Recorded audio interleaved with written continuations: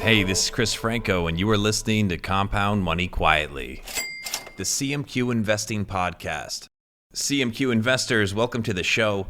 Episode 5 was titled Charlie Munger vs. Robinhood, and I recommend you listen to that episode in full before you begin this episode because they're very much related. This episode is going to be titled Charlie Munger vs. Robinhood, Round 2. Now, as I mentioned, we covered what Charlie Munger said about Robinhood, specifically about Robinhood, in episode 5. Highly recommend you start there. Very good episode, as of course I am incentivized to believe. Incentive cause bias on full display in that last sentence. I'm like, it is the greatest episode of all time, of all podcasts ever. So for this episode, let's start with what Robinhood said the very next day. And this came through their Twitter account, but was then covered by a number of different investing-related media outlets. As soon as I finish reading their statement, I will read to you Charlie Munger's response to that statement, and then we'll get into the discussion. This is Robinhood's statement.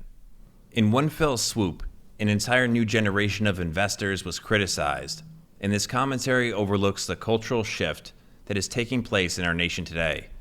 Robinhood was created to allow people who don't have access to generational wealth or the resources that come with it to begin investing in the U.S. stock market. To suggest that new investors have a mindset of racetrack bettors is disappointing and elitist. It should be celebrated that many people historically left out are participating in the markets for the first time. End of statement. The very next day, the Wall Street Journal published an article that was titled, Charlie Munger Renews Robinhood Criticism, Likens App to Racetrack Betting. The following comes directly from that Wall Street Journal article, and it includes what Charlie Munger said in response to Robinhood's response. Before I begin, let me quickly warn you there is a 4-letter word that Charlie Munger uses. I've opted not to censor it because it's Charlie Munger, and we don't censor Charlie Munger.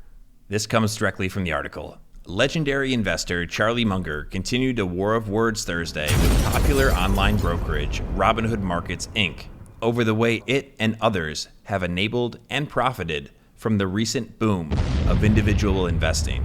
Quote, I hate this luring of people into engaging in speculative orgies, Mr. Munger told the Wall Street Journal from his Los Angeles home. Robinhood may call it investing, but that's all bullshit.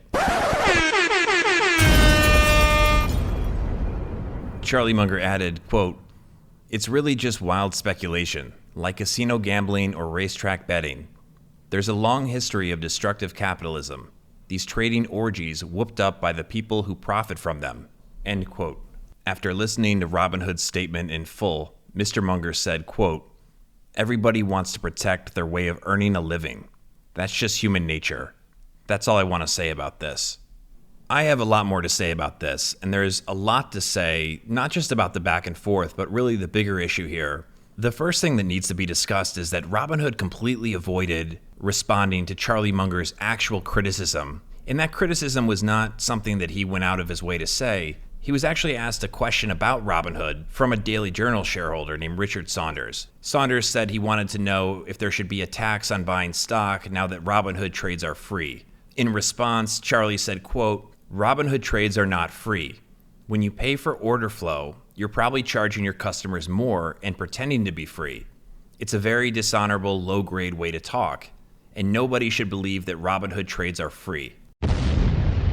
That was the big criticism. That was it. Did Robinhood address that criticism? Did they use the opportunity to help further clarify how their business model really works? No, they tried to paint Charlie Munger as an elitist. Now remember, Charlie Munger, some of his most popular speeches are all about how to not be taken advantage of, how to use the big ideas from psychology to better navigate all areas of your life, to be more rational. Charlie Munger has no incentive to prevent anyone from making money in the stock market. He does have the experience of being 97 years old and having the track record that he has, which not just his track record in terms of creating wealth, but his integrity, to have a perspective that we should probably listen to. I know it might sound like it's too good to be true, but this is the truth. You know, this is why I'm such an advocate for the guy. Every bit of advice I've taken from him that I've applied, it's worked. I look at his reputation and his integrity as bulletproof. Robinhood's, on the other hand, not so much. We've discussed this, but I'll say it again because it's important that we drill this stuff home. It is proven that the more you buy and sell, the worse you do long term. And as investors, nothing else matters other than the long term. If you have a great year in the stock market, who cares? The whole point is about compounding money quietly. I had to say quietly, but it's about making your money grow and compound over a very long time period. That's how generational wealth is created. Let me say it like this. What's good for Robinhood's business is not what's good for Robinhood's customers. That's what Charlie Munger was calling out.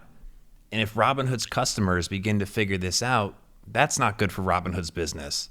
And I think that's why they came after him. I think that's why they tried to discredit him.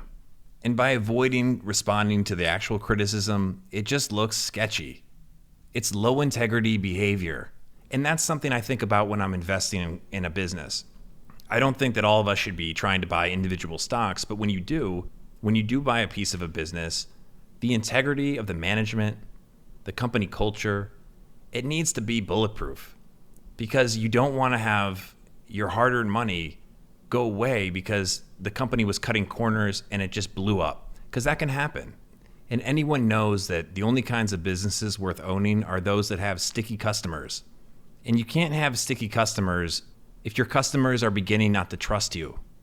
If your customers hear something like Robinhood trades are not free and they want to learn more and they want to hear what you have to say, and you respond by not even responding to the issue, that's going to make them question you.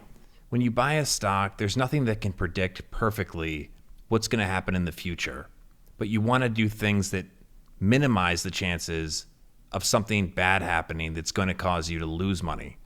And one of the easiest things to do is look for signs of low integrity, dishonesty, and just misaligned incentives as you're looking into potential businesses to buy.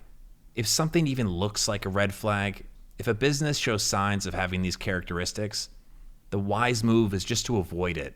What could just be an honest mistake or a fluke could also be a sign of something terrible.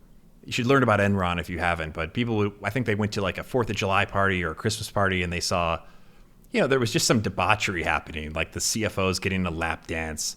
You're like, oh, that's a little weird. It doesn't mean for sure that, that must mean he's cooking the books, but the integrity of the people that run the business is super important because that also influences the company culture. So you want to make sure that your money is invested in companies that take that very seriously, because that's one less thing you have to worry about. There's enough things to worry about. There's enough risks involved with owning individual companies. But the risk of investing your money with sleazy people that do sleazy things is something you can avoid. You can eliminate that risk. And then it's also important, again, I'm going to bring up incentives, looking at the incentives or the incentive systems of the organization. I don't believe a company long-term is going to be successful if their business model, and rather what's good for their business, is not what's good for their customer. And I definitely don't think they're going to do well long-term if they're also not honest with their customers in their communication. Robinhood's response is just another example of Robinhood behaving in a way that isn't going to work out well. You have to avoid certain things. Certain things you need to give a wide berth. And a company that does things that's a little bit icky, or a lot icky, however you want to look at it, you don't want to invest your money in that company. It's just not worth it. The last thing I'm going to say is I am not suggesting with any sort of certainty that Robinhood is, full of terrible people. I'm not judging. The purpose of this content and just the thought process that goes into it is to be as rational as humanly possible. And one of the ways we do that is we take Charlie Munger's advice. He says, you must force yourself to consider opposing arguments. If you can provide an example of a business, let's say a business in the last 10 to 20 years that has succeeded long-term while also not doing right by their customers, let me know. You could say Philip Morris selling a product that, kills you, but not everyone recognized it could kill them until it was too late. So on that happy note, on that very uplifting way to conclude our episode, Charlie Munger says that the best thing a human being can do is help another human being know more. If you learned anything from this episode that you think someone else would benefit from knowing, please share it with them. That's the best way for this investing wisdom to spread. And the wiser we all are about investing, the better we're going to do over the long run. And as I said, and I will continue to say, that's what it's all about. For more content, including a thread about this podcast episode, which includes some of the materials we referenced, visit cmqinvesting.substack.com. You can sign up for free. You'll also receive notifications as soon as our episodes go live. And please don't be a stranger. Send me an email, franco@cmqinvesting.com, Franco. Thank you again for listening, and I'll talk to you soon.